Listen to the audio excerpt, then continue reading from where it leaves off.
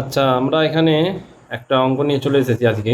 পরপর 10%, 20% ছাড় দিলে মোটের উপর আমরা যে সমতুল্য ছাড় হয়, মানে পরপর যদি 10% একবার ছাড় দেওয়া হয়, পরে আবার 20% যদি ছাড় দেওয়া হয়, তাহলে মোটের উপর কত পার্সেন্ট ছাড় দেওয়া হলো, এরকম অঙ্ক আমাদের বেশিরভাগ এরকম ধরনের অঙ্ক প্রচুরবার এসেছে বিভিন্ন ধরনের পরীক্ষায়। এই কোশ্চেনটা এসেছিলো এবারে WPSI যে পরীক্ষা হলো এই কিছুদিন আগে, সেখানে প্রশ্নটা এসেছিলো। এরকম কোশ্চেন বারবার আসে।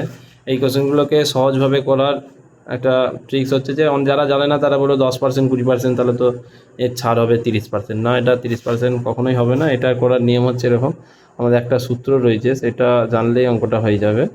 সেটা হচ্ছে x plus Y minus XY/100, মানে প্রথম ছাড় দ্বিতীয় ছাড় মাইনাস প্রথম ছাড় দ্বিতীয় ছাড়কে গুণ করে 100 দিয়ে ভাগ।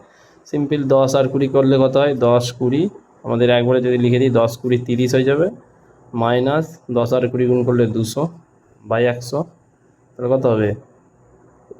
30 থেকে এটা 2 হয়ে যাবে, মানে 28। কত হয়ে যাবে? 28। তাহলে এটার উত্তর কত হবে? 28%, অপশান ডি।